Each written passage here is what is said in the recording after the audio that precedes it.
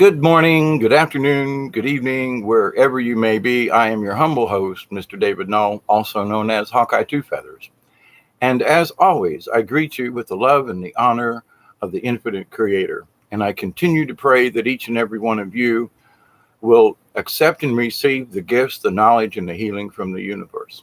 So, with that said, tonight's topic, this topic for this video has been rolling around in my brain for a while, and I've tried a couple of times to do this video, and I realized that I wasn't quite prepared. I didn't quite have enough information, and it's a good thing sometimes to wait when you have a subject you want to talk about, and maybe you just don't have enough information. Maybe you just need to kind of sit on a little bit longer and see how it progresses.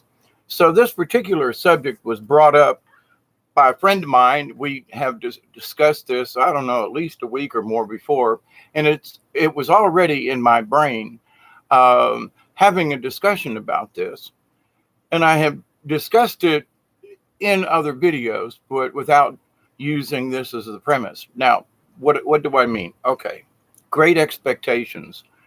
There are many people who are seeking spiritual understanding, who are seeking to reach other realms and to understand, and but somehow they're thinking that there's a quick and simple way to get there. For example, there are folks who are trying to use sigils, which is like, I'm totally against anybody using any kind of sigil. We in ourselves are sigils.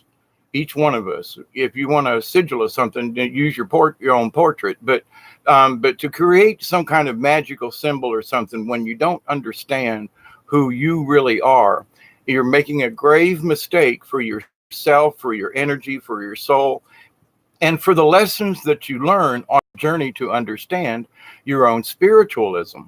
So there are a lot of people who are trying to look for, like if I do this, I'm going to receive all these, I'm going to manifest all this stuff. And the manifestation of things is a very complicated situation. And if you think that, for example, well, I'm going to, now I'm always saying I want to manifest a better tomorrow. Well, there's nothing wrong with that. You say, well, I wish to manifest a better tomorrow.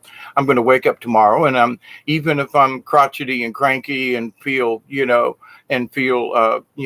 not like doing anything, a bit on the too lazy side, I'm still going to get up and do something. I'm still going to get my crotchety self up and go take a walk. I'm going to do something, And, I can be lazy. I'm retired, but that's not the point. And sometimes, hey, Breaking Dawn, and hey, Maverick, how are you? I was just cranked up and decided to do this anyway after doing Brian's show.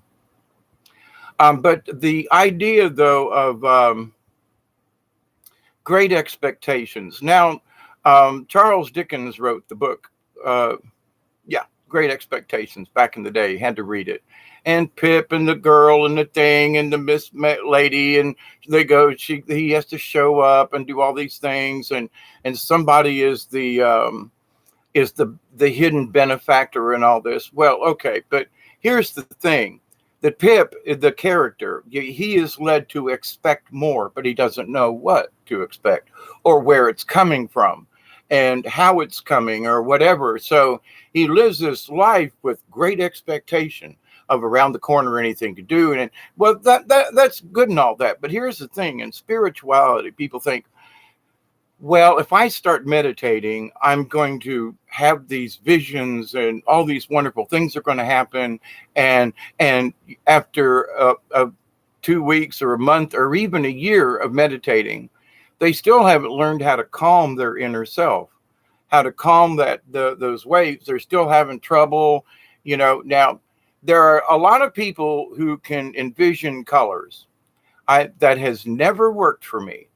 But it works for a lot of people. Now, I've had a lot of head trauma. So things that work for other people, I have to modify. Sometimes there are colors, but I actually do better with visuals. For example, when I tree meditate, I can tree meditate without a tree. because I can visualize a tree sitting up against it. And so in my visualization, I have created this little, MP4 movie that plays in my head when I want to feel that way.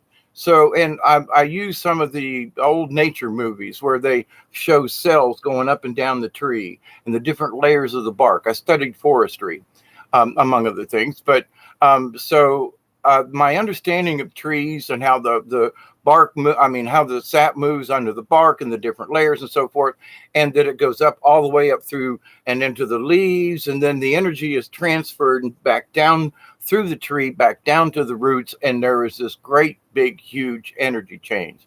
Breaking Dawn and I talked about this the other day, and or whenever that was. But to the point, though, in real life, one of my first really good meditations was when I just wanted to feel what it was like to be a leaf. And I allowed my imagination to go through this little playing of the cells going up in the tree, and then I was mixing my energy with the tree. But the thing is that it actually happened.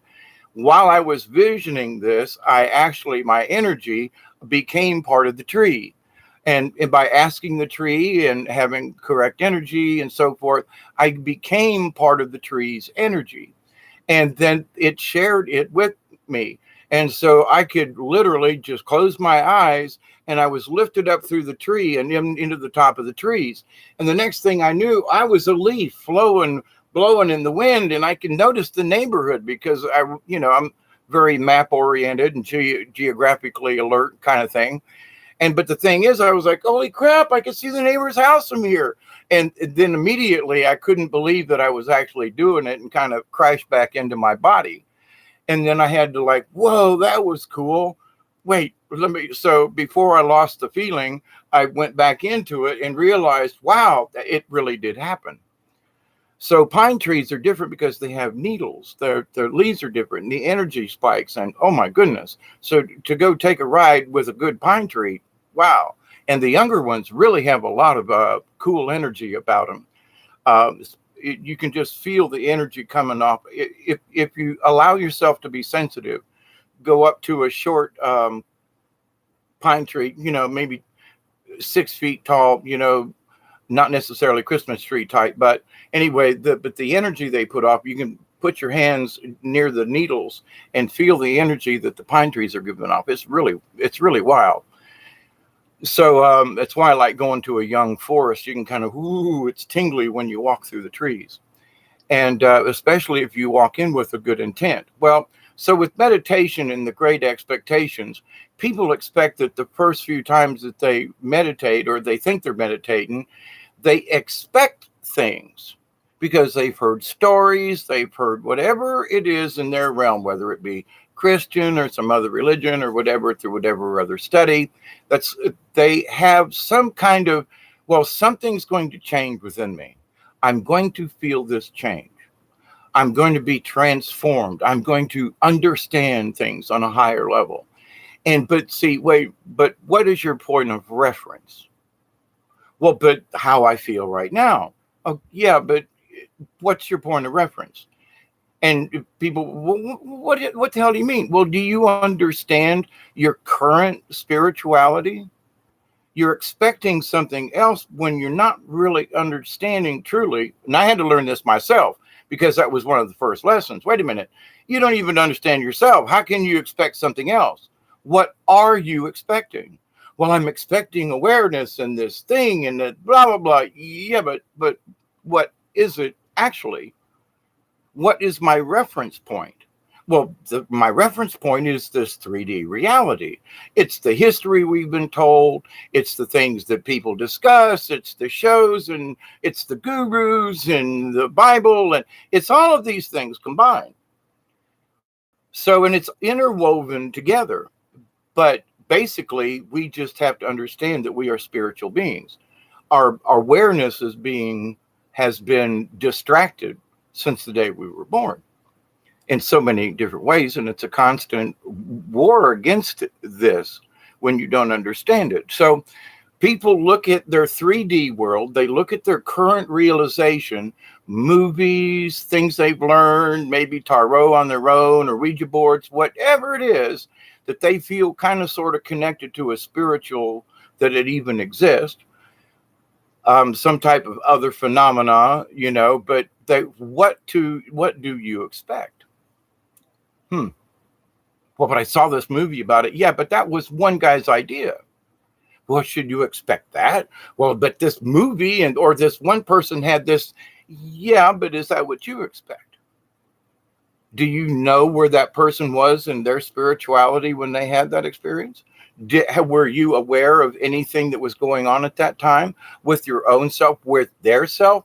Who were they when they had this experience? Because you're sharing the experience from just before the event so you're just seeing a little window of this thing. So you're still just getting somebody else's perspective on it.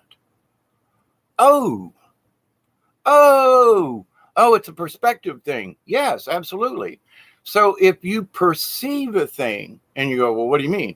Well, I saw something and there's this little picture in my mind. And if I meditate and if I do this thing, I'm going to see something. Well, what if you don't? What if you're expecting to see something?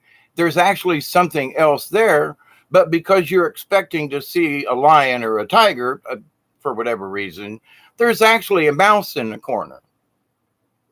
What? Well, maybe you're looking for maybe you're looking for an elephant and it's the mouse in the room, But are you looking at the whole room? Do you understand that maybe there are other things that you could perceive or see or under? But everybody seems to be looking for. Hey, Max Vision, good to see you back. A great discussion tonight. Thank you. And I just couldn't hold this one back anymore. But anyway, but what do we expect? So we all expect something, because otherwise, why meditate? Well, I expect to learn how to be calm. Well, I expect how to learn how to be more spiritually something. Well, we all got it. Otherwise, why do it? And there are those folks who, don't have faith, don't want to, whatever. They say, the hell with it. It's too much bother to me. So I'm just going to keep drinking. I'm just still going to, act bad, but I'm still going to bitch about stuff and call your bluff. And, you guys are a bunch of panty weights and all this spiritual nonsense, blah, blah, us conspiracy folk. But as a person who's just lived life and have, just to look back on the wisdom of humanity, I think to myself, then why are all these other people, if my way of thinking or lifestyle or whatever is so bad, I should be in the hospital with cancer and things now, knock on wood, I don't, that I know of. But, that my arthritis is getting better, and I've talked about these other things. So in my reality, I've understood that, wait a minute, getting old doesn't mean I necessarily am going to just shrivel up and be dead tomorrow. Wait a minute, this is my perception of it. Is this really what I want? Oh, hell no. So I had to change. Well, yeah, but I'm getting older. So, well, I don't know, I'm getting older. And so what? But does that mean I have to convince myself that I'm gonna develop all these things? I'll probably get cancer because then my family, and not to say that you won't, but if you worry about it, and I know a lot of people, well, I'm getting older, I did it, I've been there, done that, still working on it. But to the point though, it's my expectations. Well, I'm actually older than my grandfather was. He died at 60, almost 67.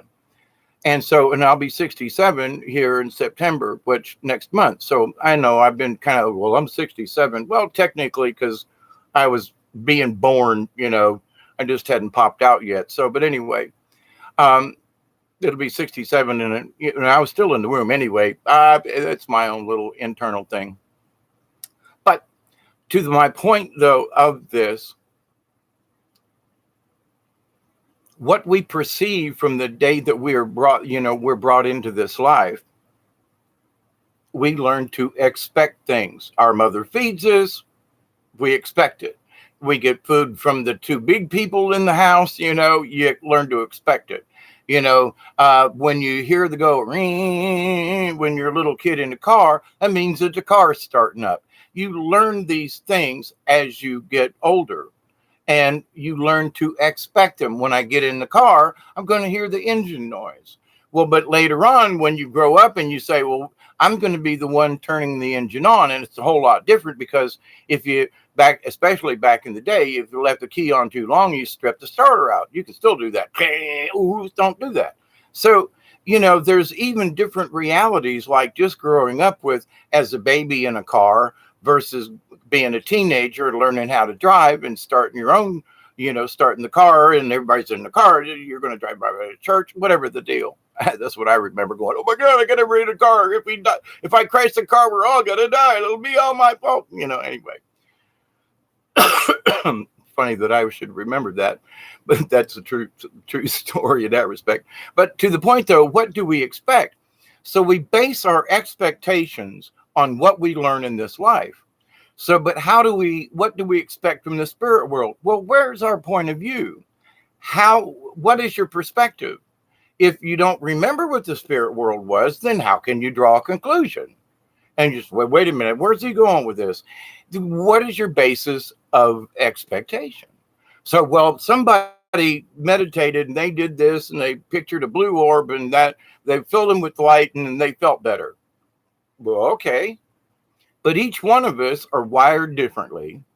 Each one of us is going to experience whatever that is differently. So Joe over here and Sally over here, or vice versa, or somebody else, they're going to go, wow, I was filled with thing. And so Sally's going to go, I felt this light and I tingled all over. They had a similar experience, but they're individuals. So their perception and expectation of what that felt like, their interpretation is because of how they were raised. They could be raised in the same family. It can be brothers and sisters, because it's happened with me and other family members. I had a cousin that I was actually more in tune to than my brothers and sisters. And, and any close, relatives, if you have mother, father. But to the point, though, but then there was this cousin over here, and we were like, wow, he was like, whoa, we really made a connection. So sometimes it's not nearby you, but it's not, maybe it's not too far away. And sometimes it might even be a family member. But to the point, though, our expectations of things. So, for example, and a lot of us have felt this way. We try to explain to our family where we're coming from with some of these, quote, new age ideas. And, they won't even talk to me, a lot of my family, because they're, I don't know how to describe Uncle Dave. Some family members just refuse to even acknowledge that I still exist. I still pray for them, and it's not their fault. I get it. But it took me a long time to realize, but I wanted those folk to get what I'm trying. I thought these people would get it. My family, they would get what I'm trying to say, won't they? Mm-mm. So my own expectations, I had to overcome and go, about 4 years ago, you probably watch some of my older videos and see where I kind of I made this transition. I was also coming off of drugs from the pharmaceutical folk. So a lot of things were going on. But the thing is there was also this hurdle that I expected everybody to at least understand a little bit about what I was trying to explain. Oh, well, no, that's just too weird. Well, that's too much. Well, I don't know. We don't want to associate with you over there because you're talking okay, fine. And it turned me down, turned me off, and to the point where I was like, oh my God, my own family don't care. But then I realized through my Mother Mary message to me was, you got to get up off your ass and do something. There are family members out there who may not be physically related to you, but are angel beings that we're all trying to seek the same kind of information. Oh, because they're expecting something and they really don't know what to expect. What are you trying to expect, Hawkeye? Well, as David, and until I learned that, wow, my path is sort of down this shaman area here.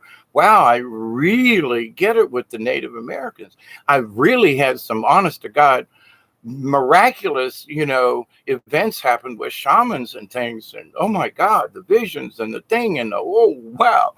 And this is about my 6th-year anniversary of my spirit walk, that I was in the woods for 3 days with less than 2 quarts of any kind of liquid to drink, let alone water, with no food. And me and my little dog Sasha, we managed to make it through and come out alive. But through that experience, through that spirit walk, through that, and I mean, it was August and it was hot. It was 101, 102 in the daytime. That it didn't even get into the 70s. It was a nasty stretch.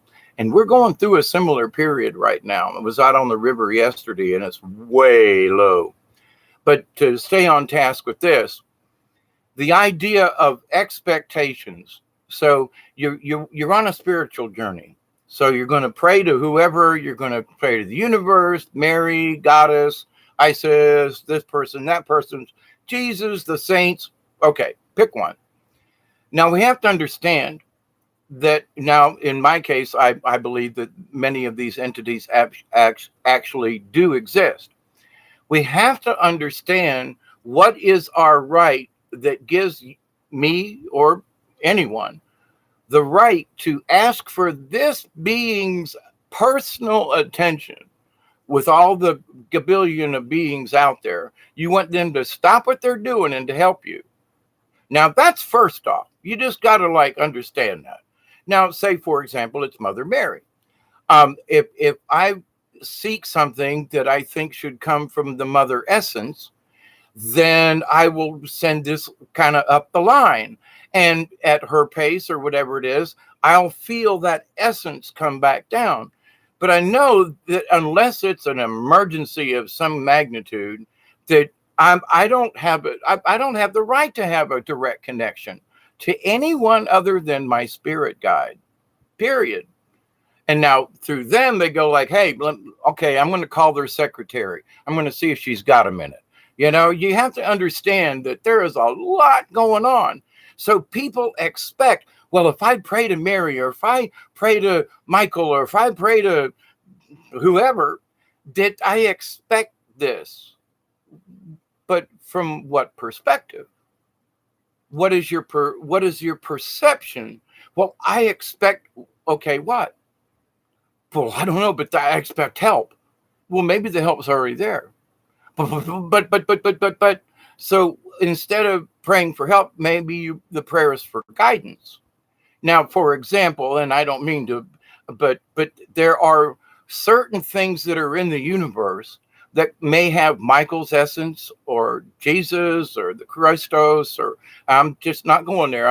I just tossing a name out just to, as a, hey, there are things out there that are related to certain subjects or things. So, but the thing is that information is sort of like an Akashic record, what a lot of people think of, but it's a dictionary, say, like for Palladians. Now, if I'm from Antares, then I'm not Palladian.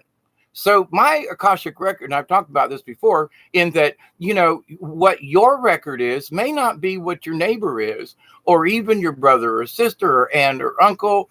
It may be that your energy is from a different place than what you have been led to believe.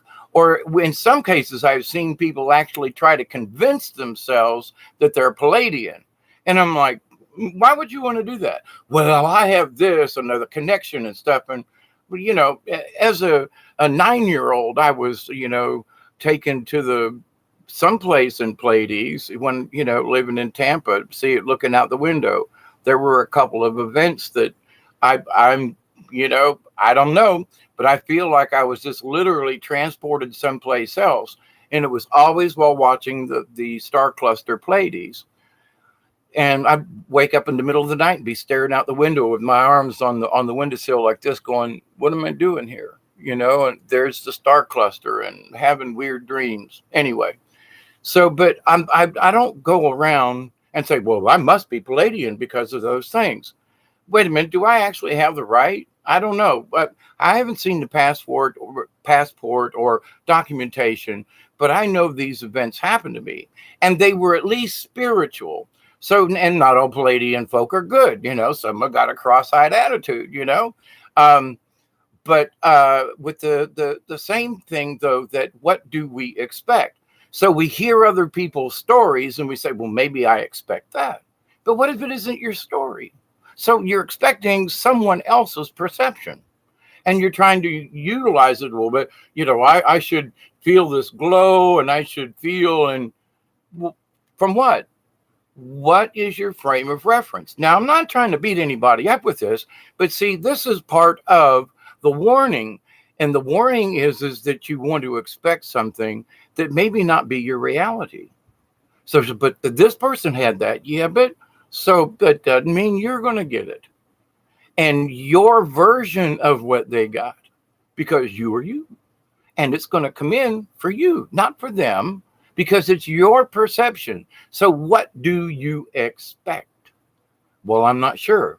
Well, that's the first step into understanding what you want or what you should expect. Because if you're expecting someone else's reality or something else that you saw and you're not getting it, but I meditated and I thought I was going to see the purple orb, and I realized I tried the purple orb and I was like, that shit just don't work for me.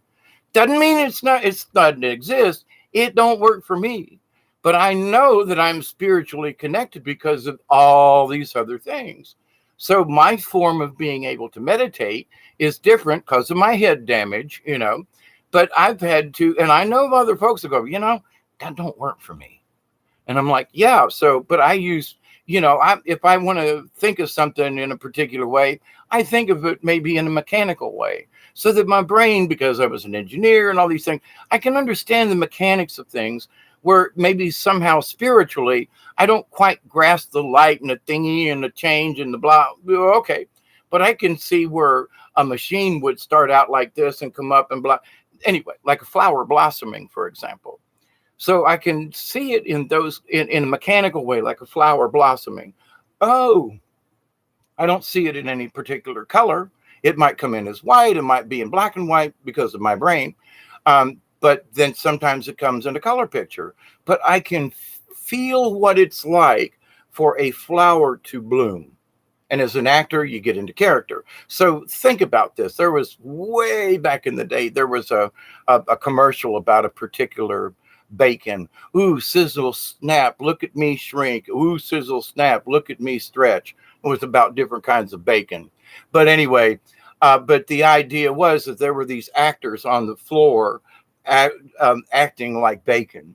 So I remember this. It was an ad back in the way back. But to the point, though, that it's our perception of what the shrinkage, whatever. So what is our universe? Well, that was that person's perception. They were trying to feel what it's like for bacon to be frying and to shrink. So, they had something else to draw upon. But in the spirit realm, what can our perception, where do we draw the information from? Is it a valid source? Do you know if maybe you're always connected? Do you have to seek a deity to worship or do something to? Can you understand that maybe the first step is realizing that the first step is within me? Maybe I'm expecting too much out of religion, out of, any of it. Because if you first have to understand the honor in the universe and respect. So the first thing you want to do as a good being is to honor other beings. So if you're expecting something all the time from these beings, you're like a black hole, if you will, where you're just like, I want this energy. I want this knowledge. I want this. I want this. I want this. Gimme, gimme, gimme, gimme. And they're the light bodies are going, wow, that person down there hasn't figured this out yet. Now the dark beings, pay attention. The dark beings see this want, need, want, and go, ooh, here's an opportunity. Swoop, down they go. And the next thing you know, somebody's tangled up in some entity, whether they have actually entered them or not. They allowed some of the cosmic energy to get in and distract them and keep them from being who they really are. And so with that said, people are getting hijacked to this day. And that's why I put warning up on this, is because there are people who are expecting things when you don't really understand what should they be expecting. Well, I listen to a lot of people's stories, and you all listen to mine. And thank you very much. And you know I love you. But in that, I'm trying to trigger something in your own head, in your life, that says, wait a minute, I had a thing, and I remember something. And, sometime the least little, you could be sitting out on the lawn someplace, having a smoke after a dinner at the Waffle House or something, I don't know, and be sitting there looking at the moon and have this elation aha moment that 2 years of meditation couldn't achieve. Sometimes these things, especially if you're open to them and will accept them when they come at the strangest times when you least expect them. Hear that expecting, it keeps coming in. What do we expect? Now, my angel message now is trying to explain, what will you accept? You expect things, but I always ask you to accept and receive the blessings of the universe. So are you accepting what's already available, or are you expecting something else when maybe it's already available to you? So there's a lot of confusion in this area. And I'm going to read y'all's chat in a minute here. They're asking me to stay on task here to get this out. But with the expectations, you also, even if they gave you the information, would you accept it? Because if you haven't learned to accept what's already there, if you really were given something, how would you know it was?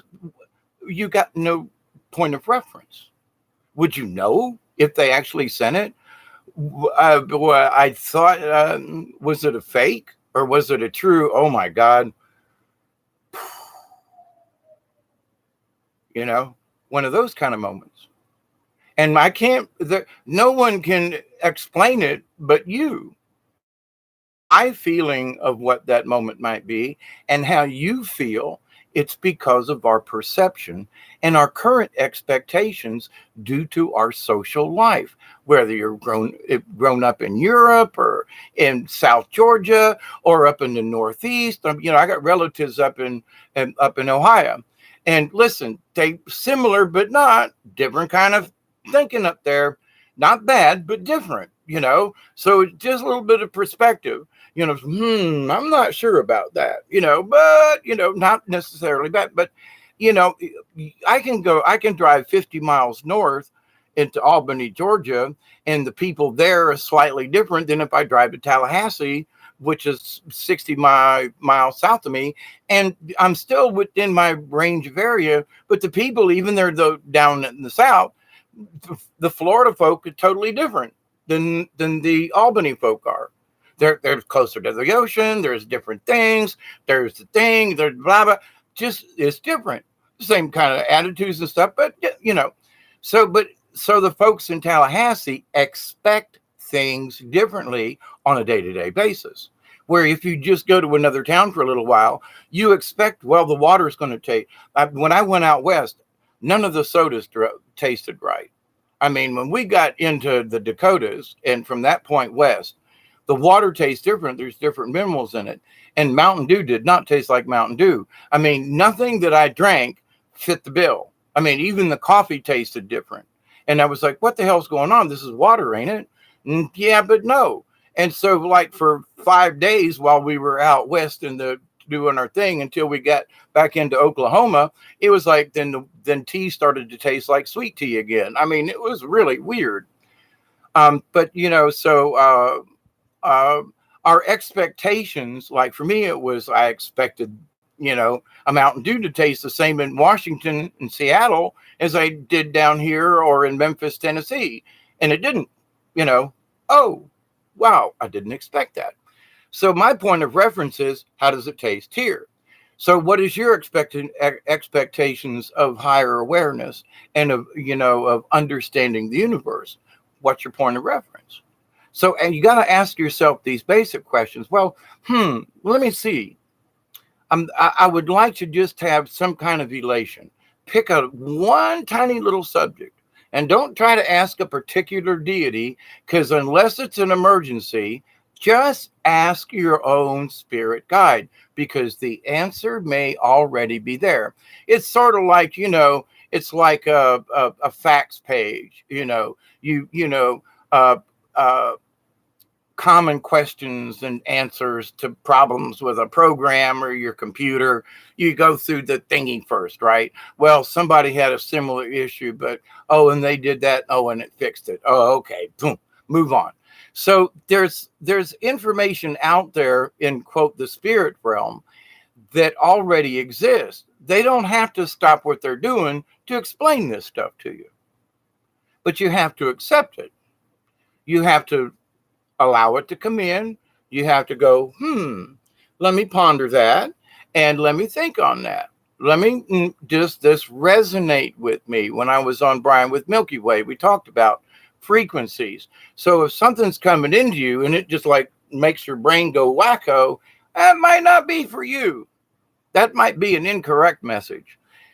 If it's something that really makes sense and you go, well, now, there are things that will come in that now, for example, I'm just going to use the sigil thing because it's kind of prevalent in my mind. People trying to take a shortcut and they don't understand how dangerous certain things are in the universe and just should not be messed with by kindergartners.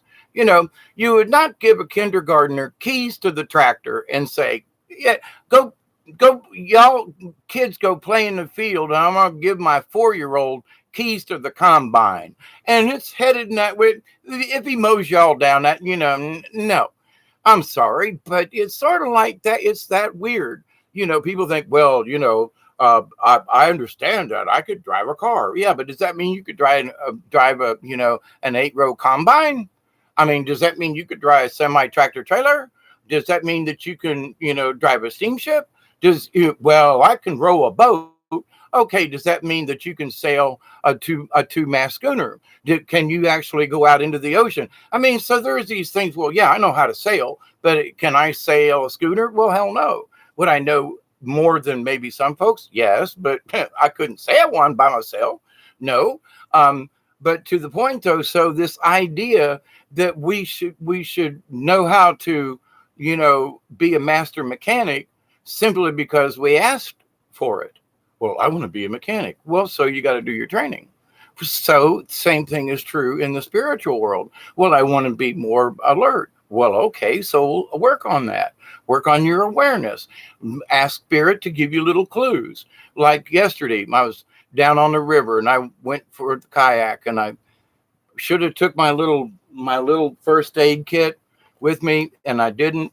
And they showed it to me 3 times in the back of my truck, and I was like, I'm only going to be on the water for a couple hours.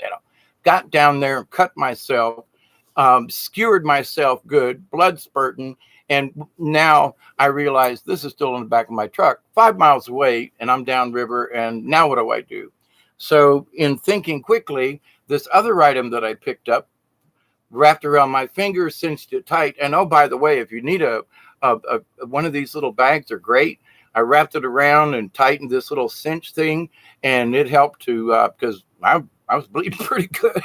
I hit the bone and a nerve with this knifey thing. But anyway, the thing is though that they told me, I made sure I had this when I didn't take the medicine kit, and with less than 5 minutes, this was on my hand, and I was, jumping them up and down, going crap, crap, crap, crap, crap.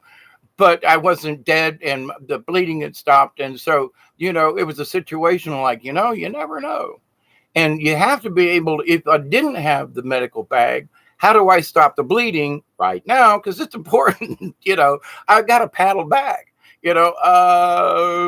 crap. So, but anyway, so I had to stand still for a minute and go, what do I already have? I got a pack. I found the tape. I found that I had some other things, but I didn't have a freaking Band-Aid. And I was like, are you serious? All these little pouches and stuff, not a Band-Aid, not a, what? Oh, that'll be fixed. But also this damn thing's going with me every time I go, regardless. But to the point, I wasn't even listening to myself. This happened.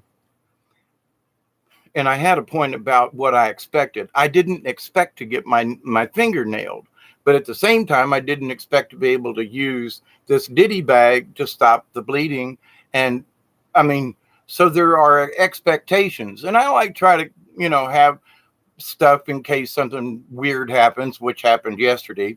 But when I left the beach, did I expect anything like that to happen? No. But Spirit was showing me, maybe you should take the little red thing. 3 times, ignored it. Oh, so my expectations were, ain't nothing going to happen. And they were trying to show me, accept it, maybe you should take this. Just, we don't know for sure, but so I didn't accept what was already there in front of me. That's the story I get to tell you about my finger, and it hurt. It still hurts. But anyway, to the point though, and I also made sort of a blood sacrifice to the river, and it kind of worked in there in an odd way. But with that said though, my expectations of the trip, what was I going to get out of this trip? I wanted to go down, I wanted to think. And so one of the other things, and I was talking to Breaking Dawn about this the other day, and I said, it's hot, and I got this, and and I told her when I got back, I said, I realized why they wanted me to go. And as a Native American and as a shaman, and my background in that, naturally, I hadn't had a good sweat lodge in a while. So when I was out on the river and everything, and I'm sweating my tail off, I've got my shirt on, long sleeve shirt from the sun. I've got a towel over the top, so it's trying to keep some of the rays off of me directly, and blah, blah, blah, blah, blah. I'm sweating like a demon, right? And so as I'm going across the river, across the lake, it dawns on me, this isn't my natural sweat lodge. So I'm sweating, but I could reach down in the water and splash myself just like I was in a sweat lodge. Oh, well, it's too hot. You take a little bit of water and so by the time I got to the other side of the lake, I was like, they wanted me to come out because I needed a sweat. I've had this lung condition. I haven't been able to cough it all up. And so I had to sweat some of this stuff out. And I was like, I got it. I mean, I was like, and the rest of the paddle, even though I was sweating, I'm like, oh, this is great.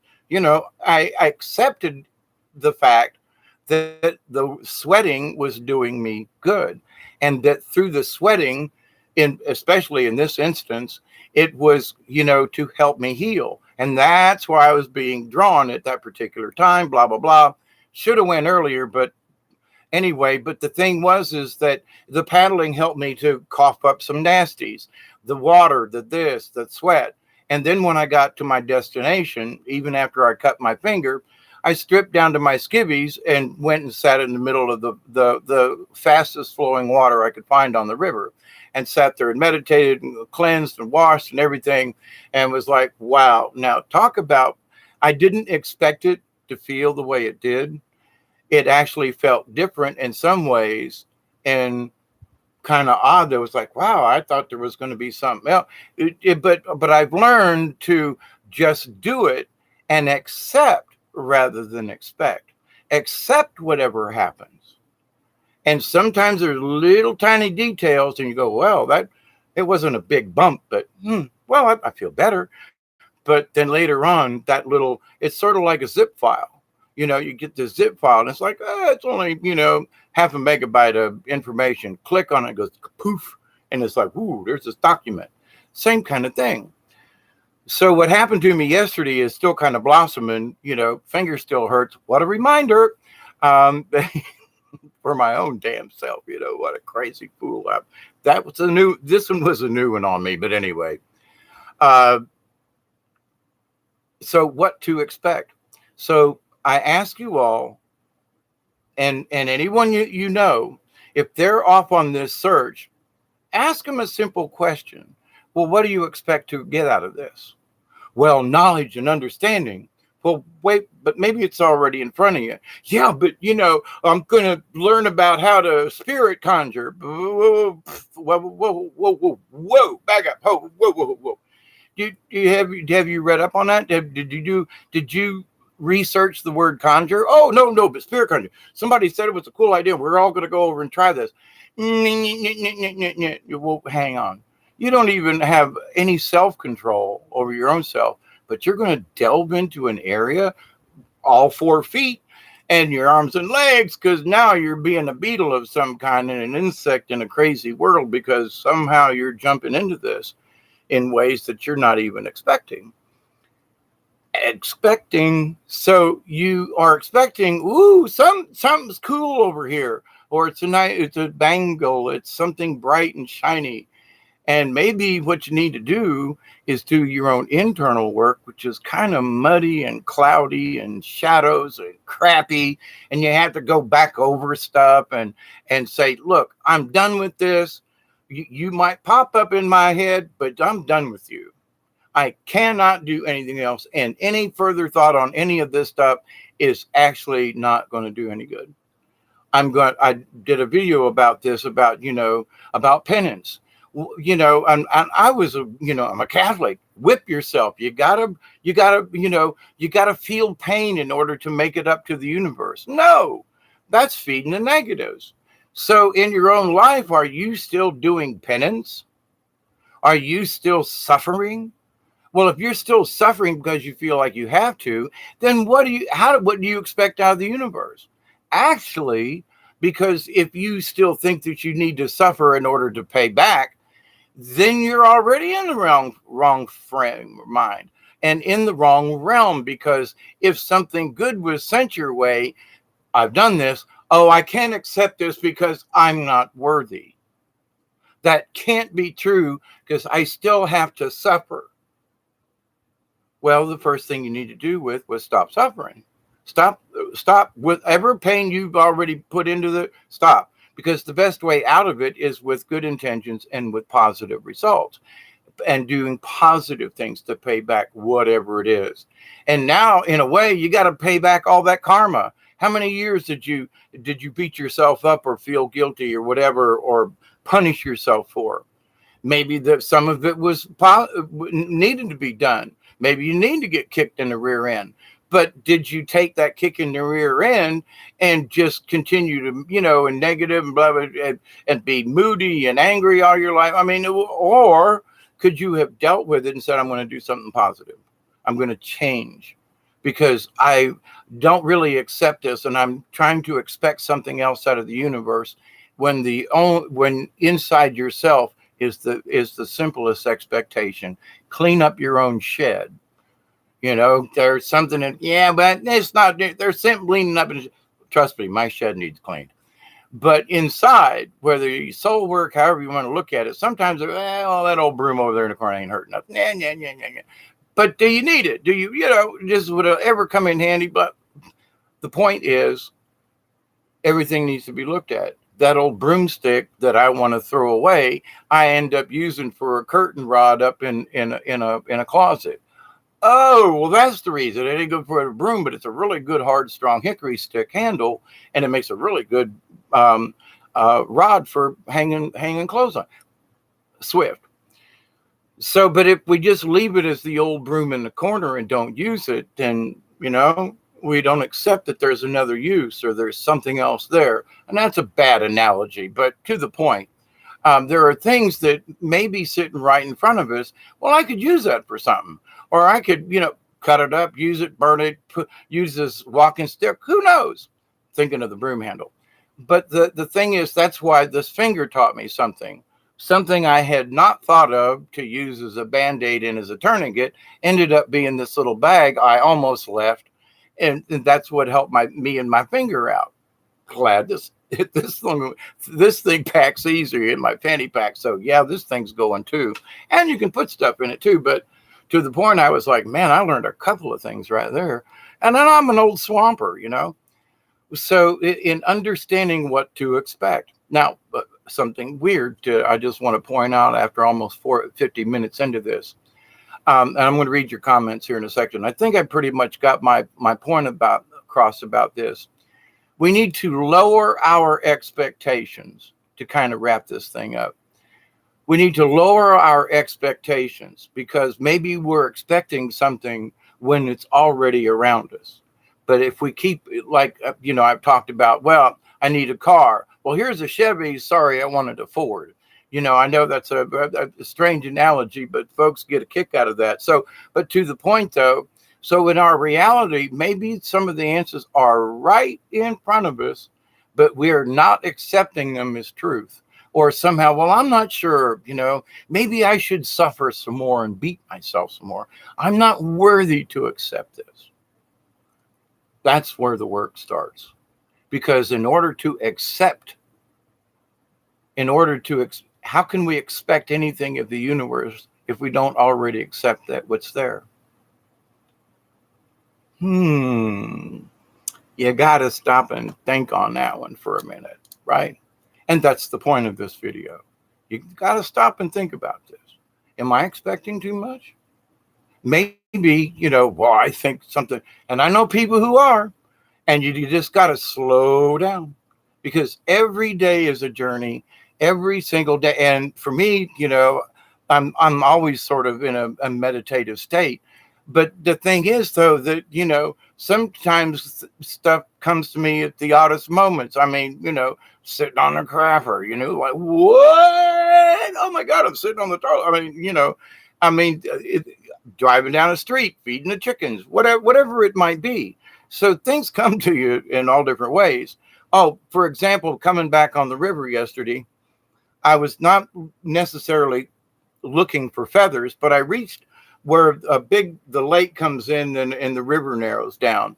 So I come into this area and something says, it was just, I could see it looked like a feather. So went over to the bank, and sure enough, it was laying on top of a leaf and had blended with the leaf. And as closer I got to it, I said, it's a leaf. It was a feather from an egret. And I was like, whoa, holy cow.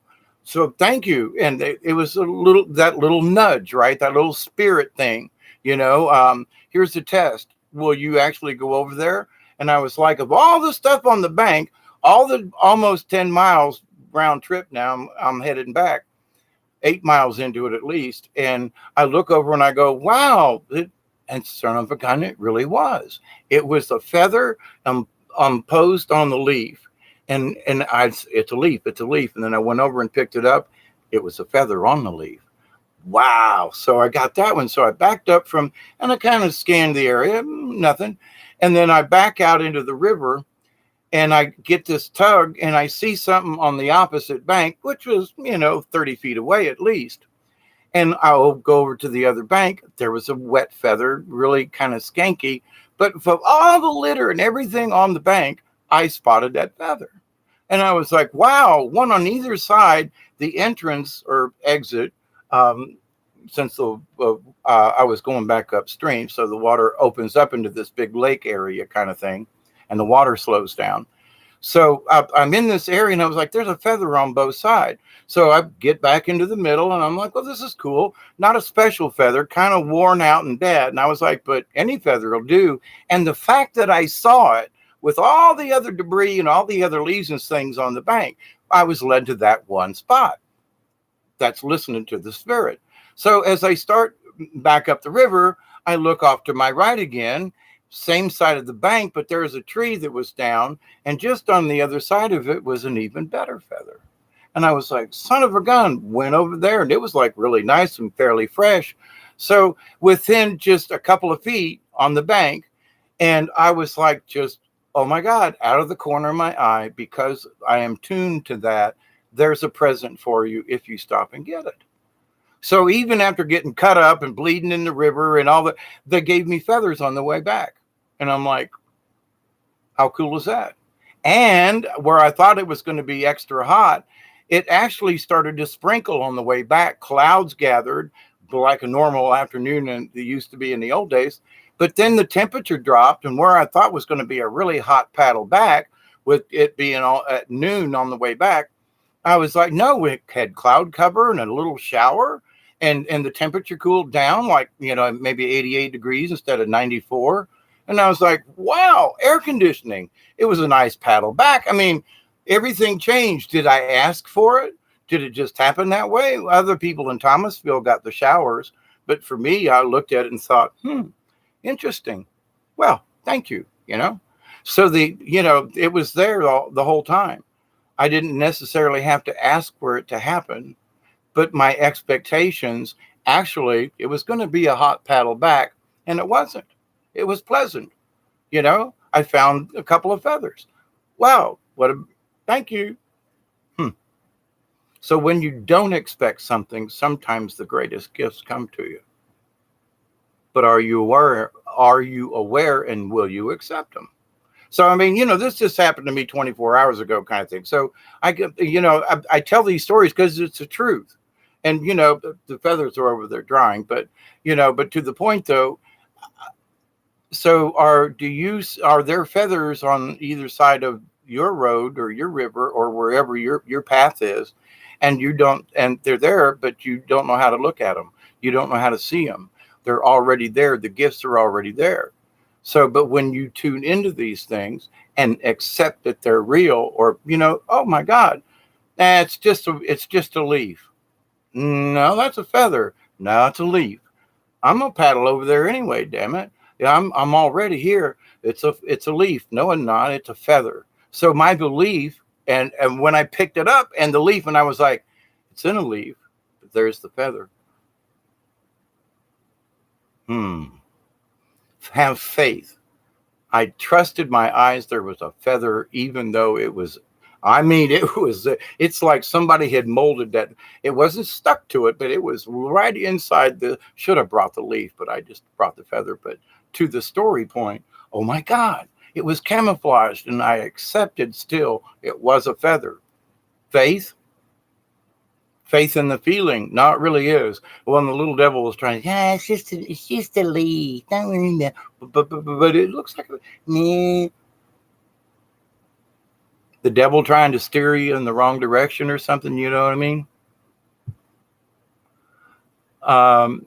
Hey, Delaney, Max Vision, everybody, Maverick. I'm kind of going backwards, going up, saying I was told by my spirit that mercurial energy is painting us a new picture right now. There's some odd stuff going on now. Whether I want to blame it on Mercury, not sure about that, but I will absolutely agree that reality is different.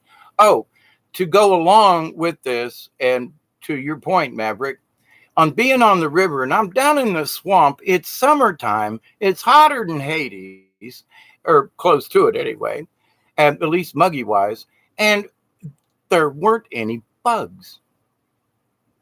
There weren't any bugs. There weren't any mosquitoes. There weren't any flies. There weren't any gnats. And this time of year down here, oh my God, you can't go anywhere without gnats getting in your eyes and your ears and bugging the crap out of you.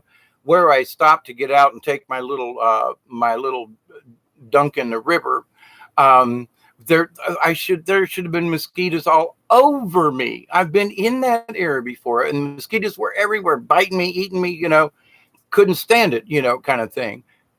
Nothing. I'm like out there in my shorts, and I got my shirt off, and I'm like inviting a bug to come find me. Nothing. There weren't any ants on the ground. There weren't any. So from my previous trip down the river, which was about a month ago, freaking bugs was everywhere. Oh my God. I at nighttime, especially, a light will bring them in, but I could look down the river with a spotlight, and you could just see bugs everywhere on the river, everywhere, and bats coming in, and I'm 5 down and 5 back.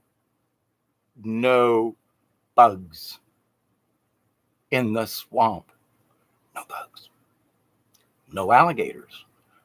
No frogs. And only 2 turtles. And usually you come around a bend, there's turtles, especially this time of year with the water low, all these logs exposed. There's supposed to be turtles everywhere. No turtles. No gators. And there's usually 2 within that area. You usually travel through one. It's a really large area where the river breaks out. It's a big lake area. It's really nice. But then the river gets narrow again, then it opens up again. And in that second area and further down past the train trestle is where the other gator usually hangs out. Neither one, no signs, No, you can see when a gator slides in on the mud, there's a slide, and nothing, nothing. Now, I didn't go to every bank and everything, but the thing is usually I know where there are signs. I know where the signs are normally. Nothing there. But the total lack of bugs. What's up with that? I mean, I, I still don't get that one. Max Vision info could be deep in your DNA from the ancestors in your energy field and the records, so many sources. Exactly right. And Max, to that point, it is there for a lot of us, but we have to stop expecting or over expecting and allow it to come in. Oh, the wasps. Yes. Thank you, Breaking Dawn. Um, I noticed right after I got onto the river, just a short distance, I look up in this tree overhanging, a lot of overhang on the river. And I look up and there's this cluster. And honest to God, it's this big. And and it's thick. And it's a wasp nest hanging from underneath this limb. Now I was like, whoa, that's a big one.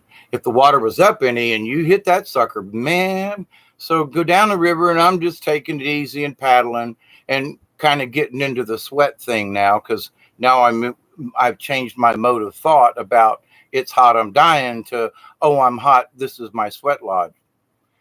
Change of thought changes a lot of stuff. So I changed my thought pattern about the heat and the sweat. But anyway, not too much further down, up in another tree over on the side, great big huge wasp nest. Now they're not flying around, they're all on the nest. And there's hundreds of them. Oh my God. So I'm paddling along and I'm looking all over and taking my time. A little further down, another one. By the time I went down there and back, I counted at least 10 and probably missed a couple. I thought, well, they were smaller, but at least 10 of these huge wasp nests. Oh my goodness. Now I don't know what's up with that.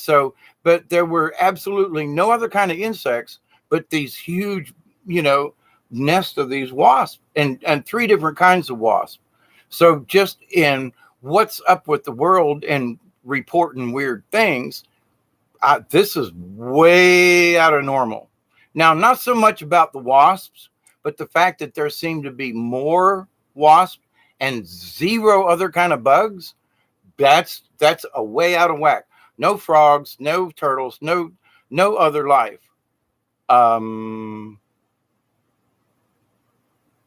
Weird for our section of the swamp. And I've talked about that before in some other things, but to the point though, there are some strange things going on, even in my own backyard kind of thing. You know what I mean? So, let me go back up there. Hey, Delaney Jones. Yep, found two feathers. Exactly. That's where I got my name, Delaney, was in that. And I had two hawk feathers that I had found, which gave me the original Hawkeye. Of course, now back from the days of MASH, back before the days of MASH, I'm working on the carnival, and even as a kid, I could find things. People lost their keys. I found a $12,000 emerald, diamond, and ruby ring on the streets of Thomasville, and picked it up, put it in my pocket, went and had dinner with my friends about 2 hours later. And my friend was talking about how she lost this big ring, and she was at the theater building earlier. And I said, you mean this one? And I pulled it out of my pocket. She goes, we just had it appraised for $12,500. It was my mother's ring, and it came off my hand. She goes, how did you pick it up? And I said, spirit leads me in weird places. So, but they called me Hawkeye back in the days when I was on the carnival, because I found things when, find money under wallets, things. I made a good living picking up extra coins underneath the rides because I could spot them so easy in the grass. But anyway, but so the name Hawkeye came in long before Hawkeye on MASH came in. But then everybody thought, well, Hawkeye Pierce, blah, blah, blah. But anyway, they called me that a long time before that.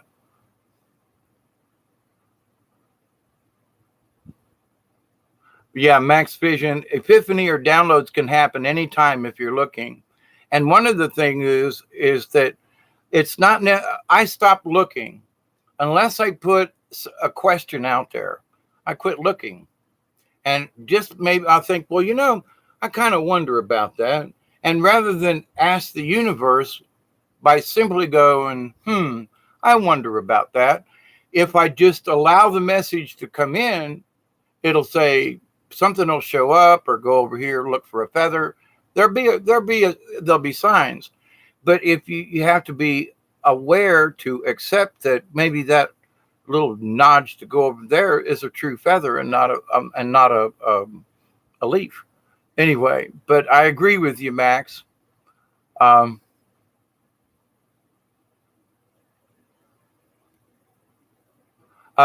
Breaking Dawn says, spirits by David not summoned. They are dwellers or friends.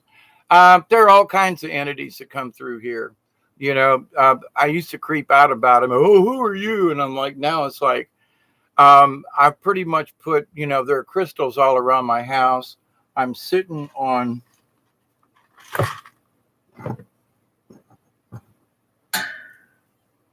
this, for example. It's about 20 pounds. This is a quartz crystal, smoky quartz crystal, and it is a huge piece of rock, and it sits right down beside me. And thank you, my friend. Love and honor, And I've got black tourmaline around for protection. I guess you could say that I have said my spells, but I've just put out rocks and things with just good intent. It's not necessarily like, I want you to protect me now, but in the good energy that I put in all the rocks and things around me, there is only good energy that I put into them.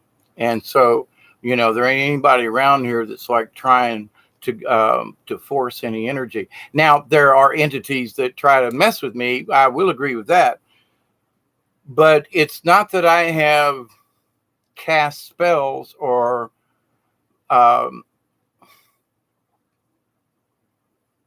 not all the time trying to protect myself, because I'm protected by the good energy that I just seek. So rather than, well, I want to, this prayer is for protection. No, everything is for protection.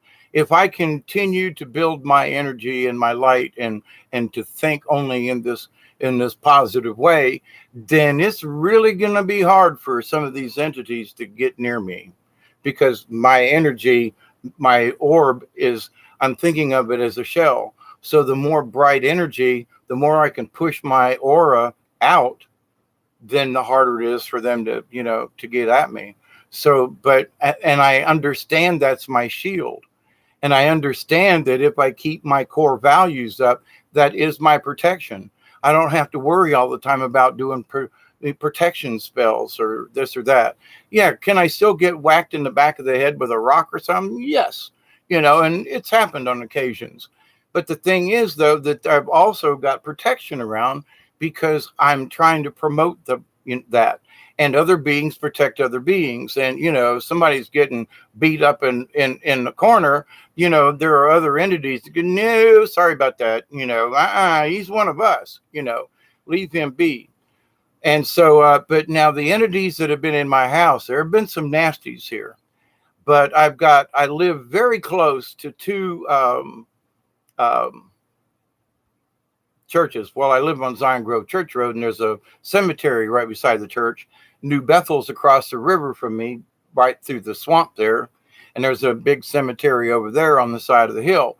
Plus, there are Native Americans, and probably we think a chief is buried up on my hill, on my property, up by the old roadbed. And so there are some entities around this area that's just a lot of other people have seen. People literally manifested ghost, a woman in Victorian dress with a young girl. Boy, the stories, and from little kids to old people, they've seen the similar types of ghosts here on my property. without knowing who they were or speaking with somebody else. So like I knew these people, but they didn't know each other. They may have known them through me, but they saw and experienced things here like, whoa, did you know that you got a, yeah. How many am I? Well, about 7 other people have told me they've seen the same ghost. Really? Yeah. Describing her dress and the same thing. Really? I'm not the only one? Right. Oh, okay. I don't feel so bad. They don't feel quite so freaked out. But so to the point though, and I'm hoping that because one of the things I had to do this time around was to come here and bring healing to this spot, because in a previous life I was a really nasty butthole, did some horrible things, and I needed to come back in this life and change that energy and to ask the spirits here. Now, years ago, there were, and I still think it's down there. There's a spot down there in the woods that it's a portal. That's all I can tell you. It's not open all the time, but many people have seen it over the years. And I've since stopped going down there and doing any types of ceremonies there, because it seemed that there were types of beings that walked in and out of that portal, and some of them weren't always nice ones. And I realized that the energy that I was putting into the land, and we all had good intentions. There was none of us down there were like trying to call forth Satan or any kind of nothing. No, now we called forth the spirits of the land, and any ethereals or little people or elves, or however you want to look at it. We called upon those to come join us in a positive area. But there was a time when this portal opened. There were folks coming in and out, and there were several of us that just looked at each other and looked at that it kind of sort of looked very similar to the Stargate. And this was way before Stargate was even on TV. So I had no point of reference, and we all saw the same thing. So it's like, did we really see this, or did we imagine it? And if we did, then later on we went, crap, that was back. Oh shit, that was oh my God, was that a portal? Whoa. Well, we could see light beings moving in and out of it. So, and some of them just didn't look right. Now, we weren't trying to open this portal, but by being where we were with the simple ceremonies, tobacco, sage, a little bit of chanting and drumming, nothing big, nothing huge, no intent on trying to, but it appeared. So just our energies opened this thing up without our intention, or, without any kind of, all right, everybody, we're going to focus on making this 20-foot hole open up over there. Nowhere near it. So it was sort of like a collateral thing that happened. Our intention was just to, allow good spirits to hang around, come join the circle. Some of us were doing a little smoking, but we were just basically praying and having a good evening and sitting around the fire and looking up at the stars and praying for good stuff. I mean, that's basically it. So, but then the fact that these other things happened, it's like, wow.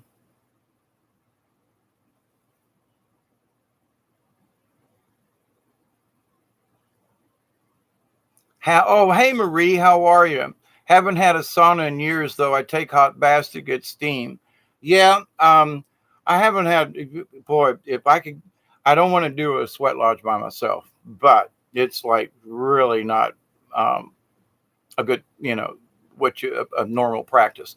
Now, there are certain ceremonies but in my weakened condition right now, I wouldn't try a sweat by myself anyway. But somebody wanted to come and do a sweat, takes 3 days.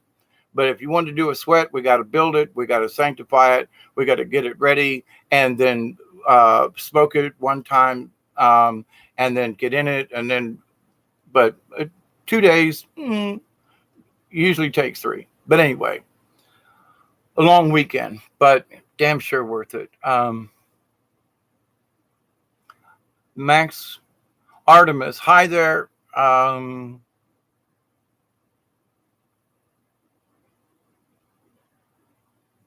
It's good to see you, Marie. Yep, I'm doing this for a couple reasons. Yeah, metabolism have a lot to do with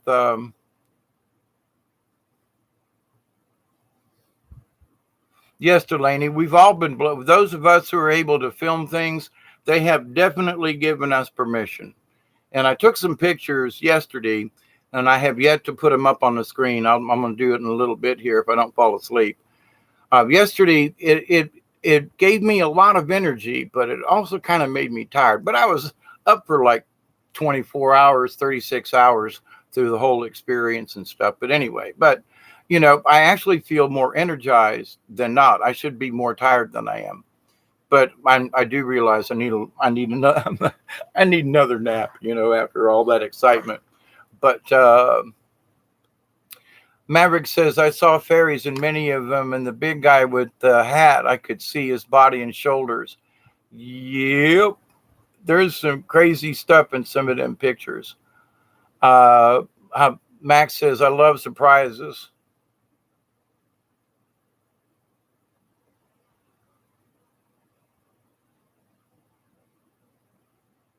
But to come back around to what the basic idea of oh, hey, Lori, how are you? I have a cemetery across the street. I'm respectful, and so are they. I've always felt they look out for me.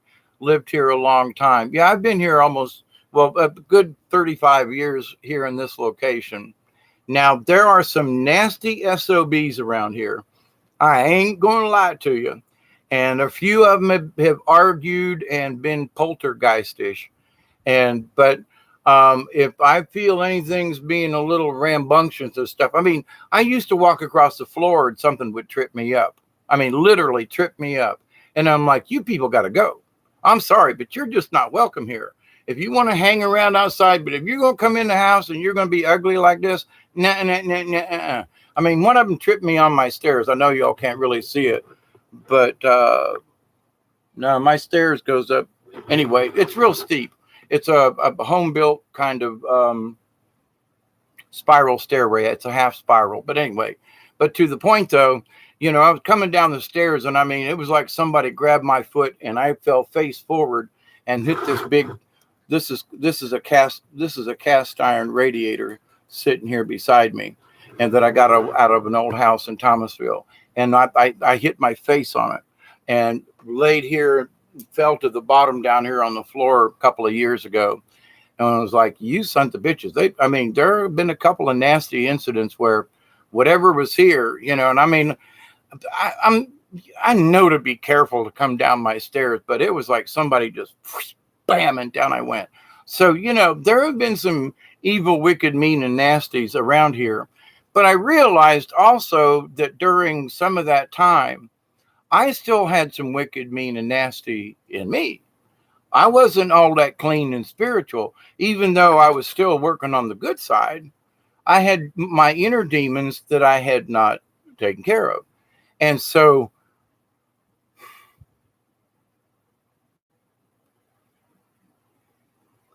it was sort of like I was telling earlier, if you've got this darkness that you don't deal with and you like looking for help or whatever, and evil can kind of come in and just get its nasty little fingers and just muck with your day, just trip you down the stairs kind of thing, when that ain't what I was expecting.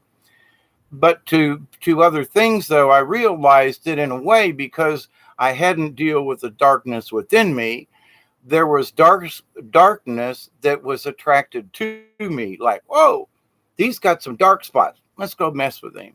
But the more I have dealt with them and the more they try to like, no, sorry, I've already dealt with the darkness.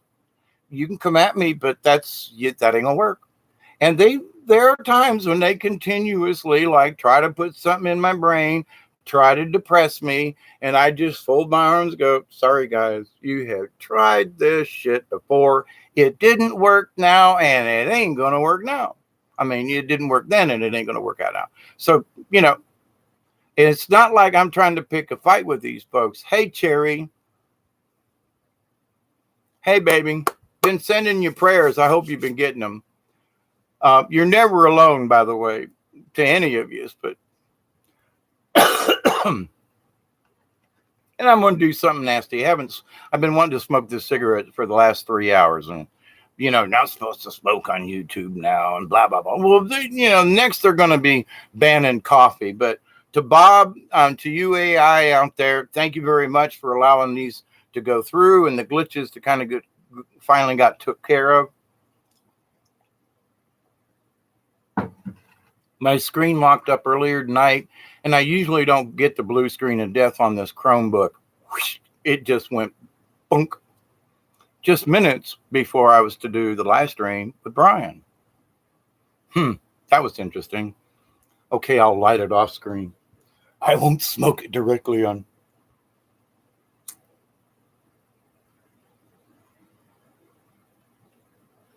So I bought 3 packs of cigarettes 3 days ago, or almost 4 days ago now. And I've just started on my 3rd pack. So it's like, I'm about a half a pack, a little more of cigarettes a day, which is still too many for me. But I'm like, I was smoking damn near a pack a day. So I've cut back. But since I've had this lung infection thingy going on, sometimes a little bit of smoke, let me cough up a one, Yeah. Cough, cough, cough. Yep. But I've noticed that through my own prayer, in that, one of these days I got to give up smoking. And I'm looking at ways to not smoke rather than ways to smoke. Okay. Like I could switch to cheaper cigarettes, or I could use something, no, I understand that I need to lick this, and I'm doing better, and I will continue to do better. And sometimes I'll light one, take a couple of puffs and go, don't really want this. And that's where I'm learning to stop my own thing. But to just say, well, I know it's bad. I know people have lung, there is nothing good about this. But to the point, whatever it is in my own system, I've licked cocaine, I've licked, almost heroin, many other different types of drugs. I've cured myself of alcoholism and any of that kind of thing. I got myself off of pharmaceuticals, and one of these days, I wait, let me prep. I will probably never quit smoking, because in some of the ceremonies that I do, it's required to use some tobacco. But the smoking of it every day for pleasure, I know it will be gone. Once in a while, maybe maybe roll one up or something, but I know my days are numbered, and that's a good thing. But anyway, it's what do we expect with this, And I expect to give these up versus, I don't know. No, I expect to give these up. That's my intent. You're going to give me the strength. And there are times when I run out of cigarettes. It was 3 days before I went and bought a pack. Could I have went to the store and got a couple? Yeah. And I didn't. I rolled a couple of my own. I didn't smoke near as much. I bought 3 packs and through the second one, which most of them ended up, I was on the river and paddling, and most of it just burned down. I really didn't smoke the cigarette, but anyway, to the point, a half a pack just kind of went. But in my own realization and understanding, I'm like, yeah, did you really, know? Do I really want this? Well, I was sitting here and I thought I wanted it, but I'm like, I really don't really want this, like, okay, one more toke, put it out. And I'll light it again when I get the urge. So I've smoked this cigarette 4 times now.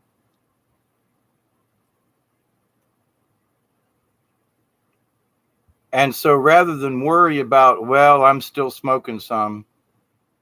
Yeah, but I'm not smoking as much.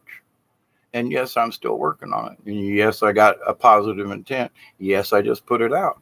So it's like, see? So is the cigarette, is the event taking me over, or do I have control over it? I have control over it. later on, I'll probably light one without even thinking about it and go, oh, crap, I've just smoked a cigarette. Shit. I didn't really need that. Didn't really want it. So it's the realization. And the other thing is, and it's the basic one, is I am in control of me. I'm going to, oh,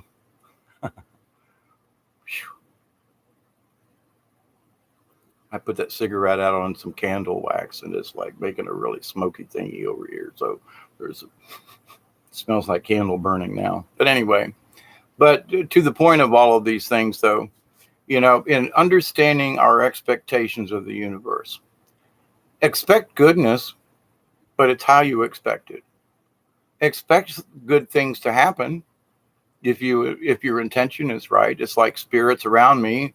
I expect the nasty ones to get the hell out of here because they're just not welcome. Now, I have literally gone in my yard. I've done ceremonies in different places around in my yard and in the woods. And I've told the spirits that if you're on the fence, if you've done some bad things, but you really want to get get your crap together, here's your chance. Spirit has asked me to offer this thingy. If you want to be turned into a good spirit, now's your chance. But if you want to keep being a dark entity and trip people and a poltergeist, you're not welcome. Although even a dark entity is welcome if its intentions are to change itself from being a dark entity. Now, I know people say, you did what? Well, I was instructed, and I've done several ceremonies over the last couple of years, telling the spirits, if you're just wacky back and have no, you are not welcome. But any other spirits, if you've done some weird stuff, but this is your chance. This is the chance to change your colors. This is the chance with all these energies. If you want to stay in the dark, or do you want to accept light?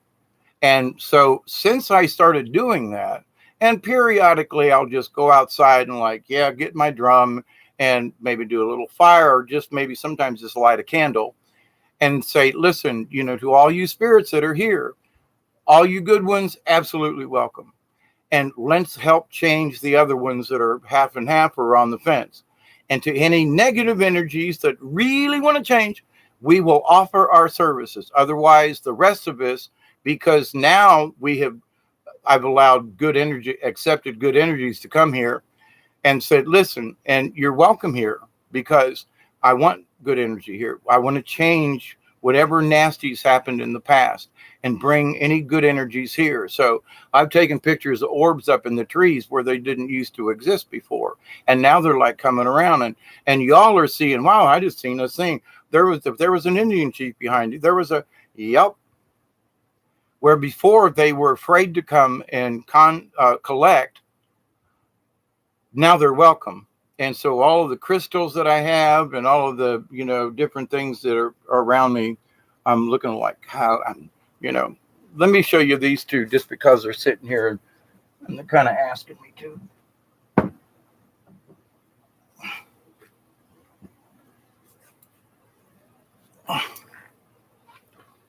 This used to be one piece of rock. Yeah, there's some spider webs on it. And this is, I always get it wrong. It's the purple rock, amethyst.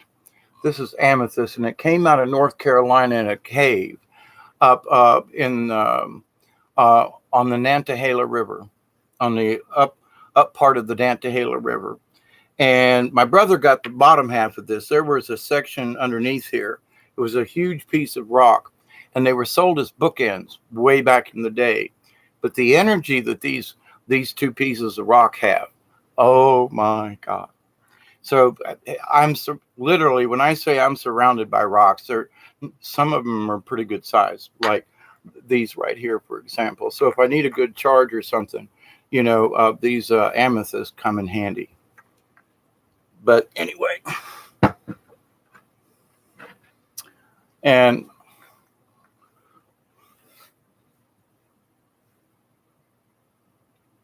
I thought I had my fluorite sitting here. And just for example, here's a big, large piece of flint that I got out of the Flint River. Yeah, there's spiders have a tendency to get in all kinds of stuff. But um, this is natural flint, and flint has its own properties too, and is protective in itself. And and if I ever get into a situation where I need to make arrowheads, I got a chunk of rock of flint that I can make them out of. But to the other thing, there's just energy in this large rock of flint. So, but anyway, yeah, I've got all different kinds of rocks and all different kinds of things, and I try to charge them. Well, I'm all the time charging stuff because I'm all the time looking for positive and using positive intent. So it's like a constant recharging. But the thing is, though, that I think that by being so positive, it has kept the woolly boogers from getting any closer. I still feel under attack sometimes, but with that said, though, there's more protection now because I'm not focused on the negative. Oh my God, they could attack me. Yeah, so what? I could cut my finger on the river too. Or I could have a fish jump in my kayak. Or, on the way home yesterday, this van come around it was raining cats and dogs, man. And I was coming home, and about 2 miles from the house, literally, um, I'm going up this hill, can't hardly see, and I see this van on the other direction come over the hill and hit the water and slide sideways. The van passed me sideways in their lane. I was like, holy shit. Another foot or so over in my lane, and we would have been this twisted mass there on the road yesterday afternoon. And I was like, I hope those people were okay. There was somebody that went past me that would, if anything had happened, they would have been there to the accident if there really was one. It looked like the person was trying to recover, but I was like, oh my God, cut myself down to the bone, did this thing, and damn near got a van sideways in the highway. What the hell? I'm going to stay home from now on. So you never know when shit's going to happen. But am I afraid to go get in my truck? No, but I'm going to, something told me, slow down, keep an eye. And I never expected a sideways van, but you never know. So it's sometimes the things we don't expect that really like, holy crap, there you go. So, but anyway, you all are lovely people. You are.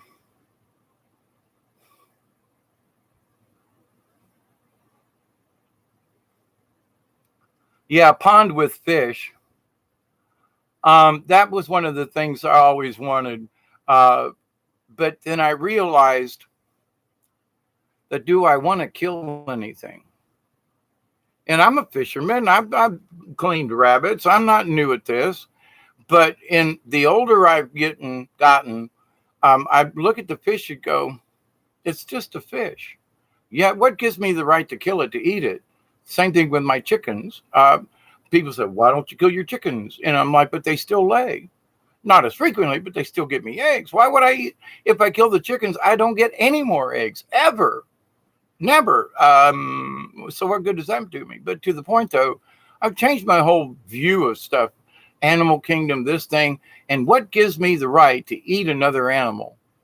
Now, there are some wild hogs, and there are way too many of them. And I almost hit one night. And if I'd have hit that hog, I would have been in the ditch turned over. Big SOB. And they have there are more people killed by hitting wild hogs or hogs in general than by hitting deer or elk or something like that. Because when you hit a big hog that weighs, 500 to 1,000 pounds, you hit that sucker, the car flips. Where you hit a deer or something, it comes through the windshield. And I've hit 4 deer, very large ones. My front end of my truck's still messed up, but I didn't end up in the ditch. If I'd have hit that hog, and there was like 8 of them that ran across in front of me, if I'd have hit one of them hogs, they'd have flipped me over.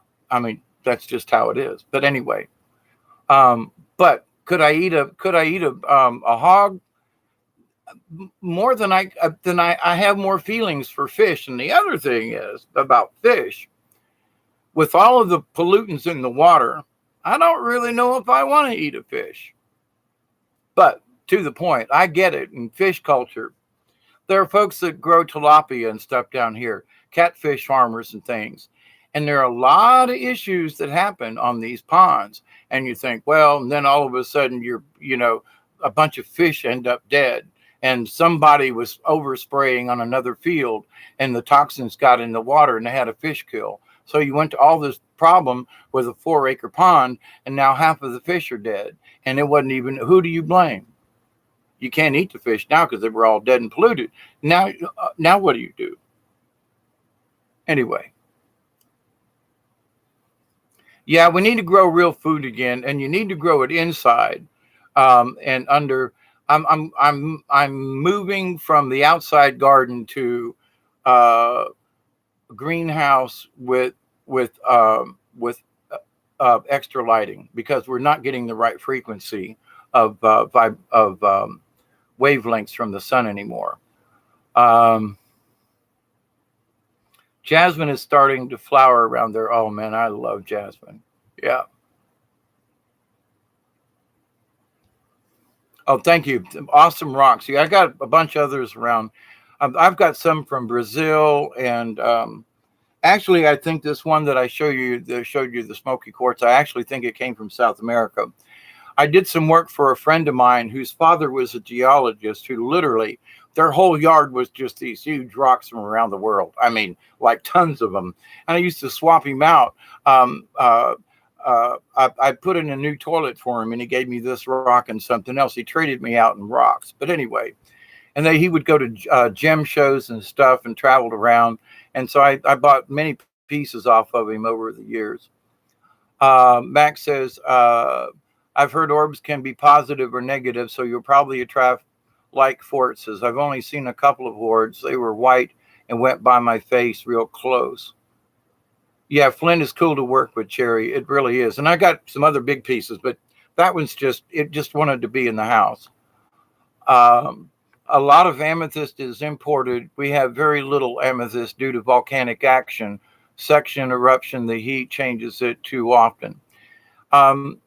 Oh, yeah, from where you're at, Marie. Gotcha. I was surprised that that amethyst that I showed you came out of a talc mine that's adjacent to the Nantahala River, which is just north of the Nantahala River Wildlife Center, where you rent canoes and boats and stuff to go down the Nantahala. And so you go up the road this way, cross over the bridge of the Nantahala, and it's really small up there. But then the talc mine is up there on the side of the mountain. Those rocks came out of that talc mine. And, but so they came out of the North Carolina mountains. There's a lot of stuff up there in them mountains. But anyway,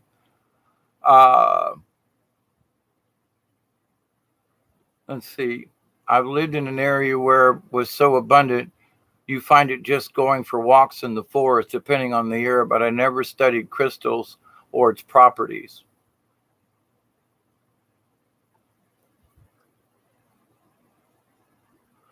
We need greenhouses down here also, Max Vision, because we're not getting the right wavelengths, and some of the pollutants we're getting out of the sky, glass will actually help slow down. Thank you, Breaking Dawn. That was the other thing I saw on the river yesterday. Some of the leaves on some of the trees were literally burnt. But on the less sunny side, they looked normal. But I mean, they were literally crispy on one side. That was really strange. Marie says, my son's dad buys and sells crystals now. When my son goes visiting him, he brings me back some nice ones. I have 3 skulls now. He brought them home for me. That's cool. Max Vision. I have 1 pound of rose quartz I inherited from my grandma. Yeah, that is cool. Cherry says, yes, I taped my backyard after a burn, 15th of July. Climate change and wacky weather will create shortage. Better to create food in artificial environments until the weather settles down. Absolutely agree with that, Maverick. And, there have been, let's see, he's the crazy physicist, and I can't think of his name right now, but he's written several books on this from back in the 70s. And we are to the point now where we need to be outdoor and indoor. We need supplements. I can't. Dr. Alan Miller, the crazy white-haired guy, crazy, talks about stuff.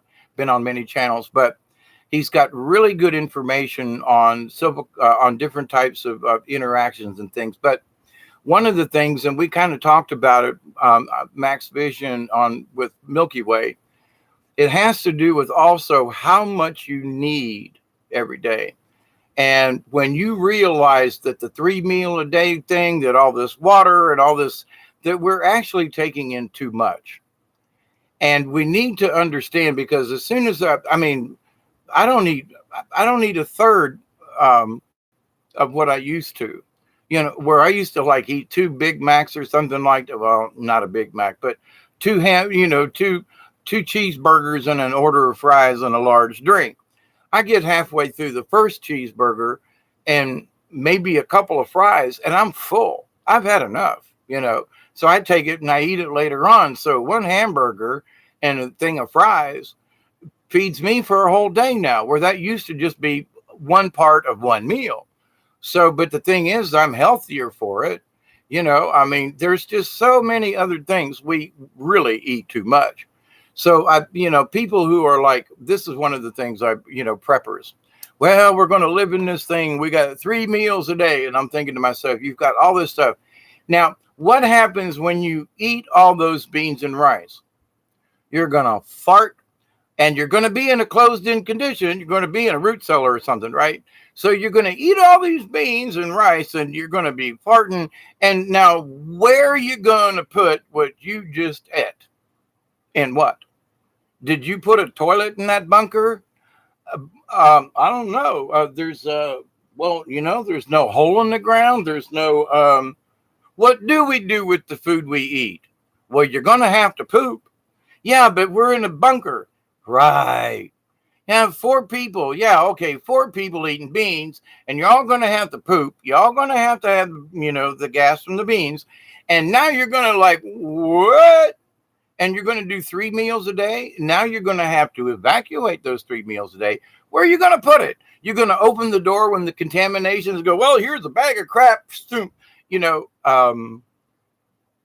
Everybody's thinking about what to put in them, but nobody's thinking about what's going to come out of them. And I just sit back and go, 3 meals a day? Yeah. Where are you going to put the crap? And I mean that sincerely. Where are y'all going to put it when you're done, when your body's done with it? Has you asked that question to yourself recently? I'm just saying, get a bunch of you together, no running water, the things are down. What you going to do with your poo? But you're all worried about food. But what about what? Don't nobody want to talk about that crap. But when you live down here in the woods like I do, when you got to go take a crap and and you can't, you figure out real quick, you need a hole. Even the old timers, they put up an outside toilet, and they didn't put it right in back of the house, mind you. You had to walk down a trail because it stunk. So, I mean, there's all these preppers. Where's your outhouse? But no, where's your outhouse? Just asking, 3 months of supply, and you're going to do, where's your outhouse? Just saying, it's going to be interesting. So, but my biggest point, though, to that is that if you cut your intake down by 2/3, you're still going to live. You can still have the nourishment you need if you eat properly. But the thing is, you're not evacuating as much either, because 2/3 of what you eat are just going literally right down the crapper. And so if you realize, well, wait a minute, if I eat less, then my body can process the smaller amounts actually better. I mean, it's like, I don't, the bowel movement thing. When I ate a lot and was 250 pounds, I was, oh my God, well, I was huge. And I was eating enough for 2 people, maybe even 3, small child. And now I just eat these small portions, and I'm still just as healthy, or, maybe even healthier. But so it's, well, but you don't eat 3 meals a day. Sometimes I don't even eat 1 meal a day, but I eat enough that when I'm hungry, I go get something. But if I'm not hungry, I don't eat. Well, and there's some people, well, it's 5 o'clock. It's time for dinner. Are you hungry? It's time for dinner. I asked you, are you hungry? Well, it's time for dinner. And so they automatically they're hungry because it's 5 o'clock. I got several friends like that. And they're like, but I thought are you really hungry? Oh, well, I haven't had anything to eat in the last 6 hours. You went 6 whole hours without eating? Oh, yeah. Oh, yeah. And I got to have something now. Are you dying? Oh, but I feel like it. I haven't had anything to eat in 6 hours. Try a half a day. Well, but that's 12 hours. Yeah, go 6 more. Oh, but I couldn't make it. Really? You're 240 pounds, and maybe you could if you just, oh, but I'm dying. Okie dokie. But I used to kind of be there too, so I get it. Oh my God, what am I gonna have for breakfast? Oh, I have 2 eggs and some ham and bacon. Yeah. 3 pizza, and that was for breakfast. Now I have a big breakfast like that. I might not eat for the next day. So, but at the same point, my body is more efficient because there's actually less in it that's just literally clogging up the system. But people need to stop and realize that they're expecting more. Back to the expectations thing. I'm going to bring it around. Well, if I eat more stuff or if I drink more, distilled water, if I drink more of this or this, I'm going to be healthier. When maybe that's not actually the answer. Maybe it's less of that. A different thought process. But when you understand that now, for example, there are folks who are just, vegetarians, fruitarians. There are those breatharians. And I have done studies on this years ago through the Buddhist and Hindu religions and so forth, and the internal night breaking dawn. I'm fixing to call it quits too. But Maverick, yep. But to the point though, that when we just start accepting that there's energy in the universe that can keep us alive without eating anything. Drinking is more of a convenience for us. But the thing is, though, that when you realize that there's energies all around us that can help keep us alive and accept that they will, then all these other things become moot. I don't need 3 meals a day. I don't have to have all these things. And I'm still here and still alive. So, but anyway, so I'm going to wrap this up, y'all. I haven't had anything to eat today, seriously. And I'm going to go fix me a cheese sandwich or something. Build a natural sewage system. Yeah. My point is, though, that people don't think about that. If they're all worried about what they're going to put in, but not what they're going to have go through. Yep. They sell the methane. Why not do it off your specific system? Because, Cherry, it's very expensive. You can do it, but it's expensive in a lot of areas. The local health department will not allow you to collect your own methane. It's a health hazard, and they won't allow it. But like for me, I can get away with stuff because I live down here in the edge of the swamp. But anyway, but to the point though, they don't want that stuff. Maverick says, I eat once a day, fruits and vegetables, want to grow celery, carrots, broccoli, strawberries, raspberries, and peas. Yep, that's all good. But something this year, I've got a whole half of my garden is strawberry plants. I didn't get barely a handful of berries this year. Something happened and the berries refused to put out. The berries when they'd start, and there wasn't anything that ate them, but the berries simply stopped producing. Flowers, they'd make flowers, but no berries. And no bees, no nothing. So it's like I've got literally hundreds of strawberry bushes. Usually get, several baskets of fresh strawberries. I didn't get 2 handfuls all season long this year. Blackberries, I got blackberry bushes all over the place. Not one blackberry. And they tried, they bloomed, they came out, no blackberries. I got wild grapes and muscadines growing in vines all over. I got a muscadine vine that grows in my chicken pen and on top of it, kind of thing. They made the grapes.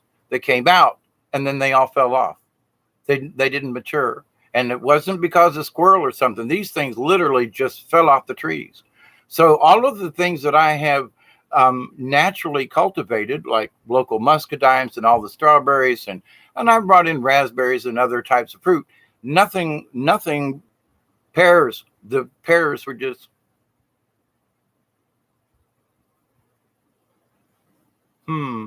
my connection is unstable. I guess I'm talking about stuff that,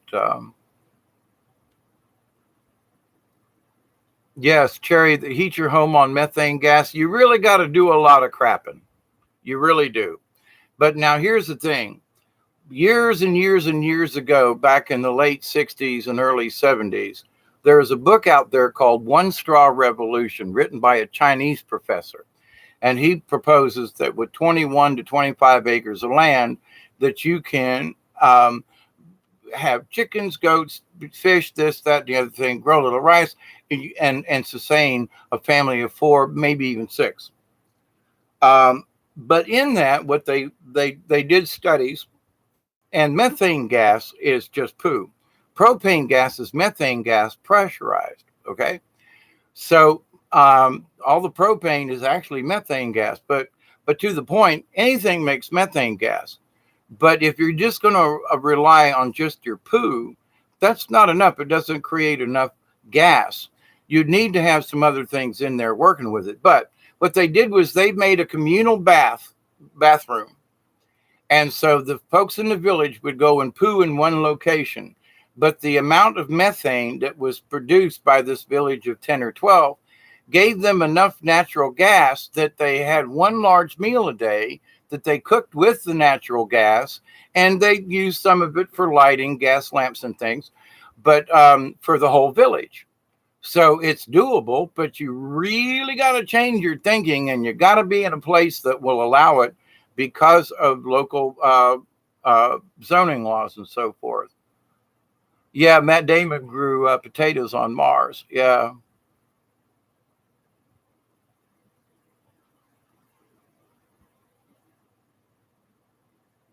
Yeah, anything. If people who pile up leaves in, for their garden, what do you call where that produces methane. I mean, anything like that produces methane. But the thing that you got to understand is collecting it and then using it back. And it's there. It's always there. It's really kind of simple, but it's got to keep going. So once the mass digests and gives us the gas, you still have clumps of stuff that you got to clean out the bottom. So you got to have a way to remove the poo after it's composting. Thank you, Maverick. Once the composting is done, you still have a lot of residual waste, and you got to clear it out. So it's like, you just don't do it and then forget about it. No. You got to work at this. It's doable. It's absolutely doable, but you got to know. Natural gas is in a pipe. The unit is producing gas in a container, which then pumps the gas to the home. That container is my wonder about the safety of the product. Listen, the Chinese were making these things with bamboo sticks and mud as glue and sap. And methane gas is only like 12 pounds of pressure. It's very low. And so they were literally using water. So the gas was they built this dome out of brick and mud and stuff, stuck bamboo sticks down in the top of this thing, and there was water inside of it. So as the gas built up, it compressed the water. So the water was the way that the gas escaped as the pressure built within the dome, and it was made out of bamboo sticks. So this is not high tech, but you do have to maintain it. You do have to make sure that if it gets too much solid mass after it's done digesting, you have a way to remove it. Can be done. It is simple, but you got to do it. You can't just say, well, that's it and walk away. No, it's not that easy. No. I mean, even septic tanks need cleaned out periodically. So, but to that point. Yeah, I don't doubt it about the methane generators. Don't get me wrong. I'm not trying to poo-poo it. But to the point, there is other stuff to it. And, oh, yeah, this does that. Yeah, but everything has to be cleaned. There are solids that just do not decompose. But those are actually really good fertilizers for your garden as an after effect. So, but anyway, so Greg Green guys in Florida uses one. I think I know who you're talking about. Maverick says needs to be tuned in order to turn into soil. Pain in the arse, water is easier. Yep, Cherry, the bag has a drain you can use in garden compost after the veggies of the food decompose. Yep. So, but the thing is that it don't just make gas and whoop, there you go. No, you got to get rid of stuff. So they don't really tell you the rest of that. And then depending on where you live, what are you going to do with the compost? And some compost is better than others. But to the point, yes, it can be done. And yes, we should definitely look into doing things like that. And I applaud people who are working in that area. But folks who just think, oh, it's this, be careful what you expect. Be careful what they sell you. Because in actuality, it's like, crap, I got to dump this thing every freaking day. I got all this. Be careful what you expect to tie up the thing. Cherry, it's good to see you. Maverick, you guys too. Proper maintenance can make it so you don't need to pump the septic system. Well, see, mine hasn't been. I have a really small septic system, but it's what a lot of people don't understand it that they use. I stopped using chlorine or any kind of bleach in my septic system because bleach will kill the natural things. So if you use a lot of bleach in your septic system, and bleach messes with my brain. So I've moved to ammonia, which is natural and will help things digest, that I quit having septic issues because chlorine bleach kills anything like that. And it'll be a fertilizer, absolutely. But the thing is though I was killing my own septic system because I was using all these detergents and all these things that were unnatural to the septic system. So how many people use bleach in their toilets every time? That's every time you flush it down into your septic system, you just killed thousands and billions of bacteria because of the chlorine. So you want the natural biology of the septic system to eat the garbage so it turns into a liquid and goes out the drain field. But if you kill the bacteria that eats the solids, then you end up with too much waste and not enough microbial things to eat and make the septic system work. So people are killing their own septic systems. I realized this years ago, and people are like, well, why don't you use bleach? No, sorry. You ain't pouring bleach in my system. You just ain't. Cherry says, even spread manure in the garden is smelly. Yep. I used to have this lady complain, cleaning up after my dog. I laughed. I'm spreading horse manure in my garden. Yeah. But even that, to the point, Maverick says you cannot be a toilet paper buncher and own a septic system either. We got this lecture from Mom about 4 squares only at a time. Maverick, you're right along with me because, I mean, there was a family of 5 and sometimes 6 or 7. We boarded some folks anyway when I was growing up. But friends of the family for a short time. But anyway, ours, our septic system was the same way. Now, if you're going to wipe, okie dokie. If it's brown, flush it down. If it's yellow, let it mellow. And it's like, okay. But to the point, though, that, if you're going to blow your nose, you don't put that in the toilet. You put it in the basket. And if it's pee-pee, it don't even go in the toilet. Sorry, but it goes in the, and you empty the trash every day or so, but go to grandma's house there, you don't put your toilet, unless it's poo, it whatever it is, it goes in the toilet basket, and that gets burned out back or goes in the garbage, whatever. But no, it don't go in the septic system. And there are people, who still, wrap it 3 or 4 times around their hand and then try to flush that and wonder why it won't go down. Like, anyway, but you weren't a plumber. But to the point, yeah, when you live in the country, you just live differently. You have a whole different point of view at how it is. Hey, Lori.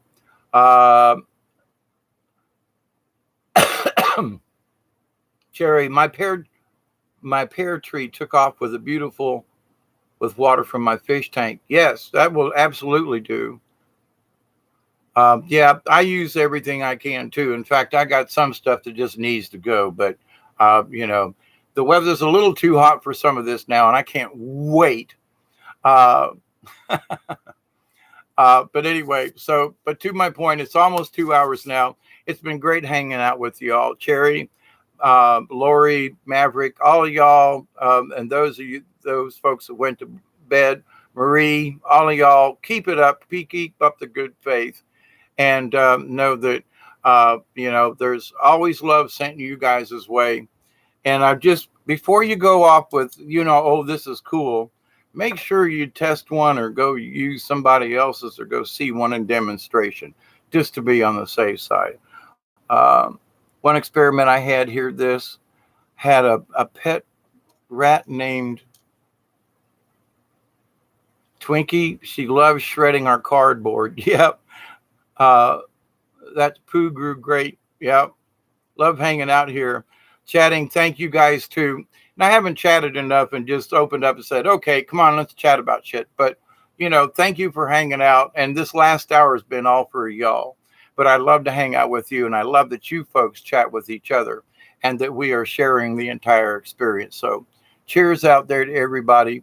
And yeah, I put a splint on my finger because every time I tried to bend it, it kept opening up this sore. But anyway, a little self-infliction here. But I love you all and thank you. So I'll close this off.